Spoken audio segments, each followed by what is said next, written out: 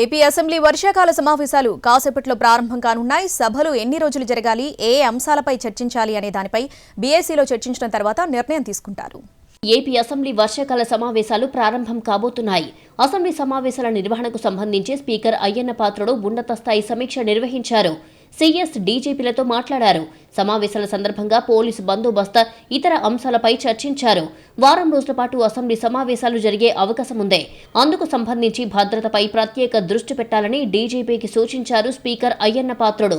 Assembly వాయిదా పడిన తర్వాత స్పీకర్ అయ్యన్న పాత్రుడు అధ్యక్షతన బీఏసీ సమావేశం జరుగుతుంది. వర్షాకాల సమావేశాలు ఎన్ని రోజుల పాటు నిర్వహించాలి అనే అంశంపై బీఏసీలో నిర్ణయం తీసుకోనున్నారు. అసెంబ్లీకి వైసీపీ ఎమ్మెల్యేలు హాజరయ్యే పరిస్థితి లేదు. ప్రతిపక్ష హోదా ఇస్తేనే అసెంబ్లీకి వస్తామని వైసీపీ చెబుతోంది. గతంలో మాదిరిగానే వైసీపీ ఎమ్మెల్సీలు మాత్రమే మండలికి రానున్నారు. ఎమ్మెల్యేలు అసెంబ్లీకి తప్పనిసరిగా రావాల్సిందేనని, లేదంటే జీతాలు కట్ చేయాలని స్పీకర్ అయ్యన్న పాత్రుడు చేసిన వ్యాఖ్యలు చర్చనీయాంశంగా మారాయి. ఎమ్మెల్యేలంతా అసెంబ్లీకి రావాలని స్పీకర్ చెబుతున్నారు. దీంతో రేపు ఎంతమంది హాజరవుతారు అనేది సస్పెన్స్ గా మారింది. 18వ తారీఖు నుంచి వర్షాకాల సమావేశాలు అసెంబ్లీ సమావేశాలు నడిపించాలని చెప్పి నిర్ణయం తీసుకోవడం జరిగింది.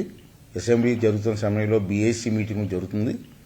బీఏసీ మీటింగ్లో ఎన్ని రోజులు జరిపించాలి, అసెంబ్లీలో ఏ సబ్జెక్ట్ మాట్లాడాలి, ఏ బిల్స్ ప్రవేశపెట్టాలి అని కూడా రేపు బీఏసీ మీటింగ్లో నిర్ణయం తీసుకుంటారు. అలాగే వైసీపీ నాయకుల్ని కూడా కోరుకుంటున్నానండి, మీరు అసెంబ్లీకి రండి, ప్రజలు మిమ్మల్ని ఎన్నుకున్నారు, వాళ్ళ సమస్యలు మాట్లాడండి. అంటే ఇక్కడ రాకుండా మీరు తిరగడం మంచిది కాదు, పద్ధతి కాదు.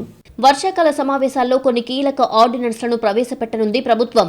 పంచాయతీరాజ్, మున్సిపల్ చట్ట సవరణలకు సంబంధించి ఆర్డినెన్స్లు సభకు రానున్నాయి.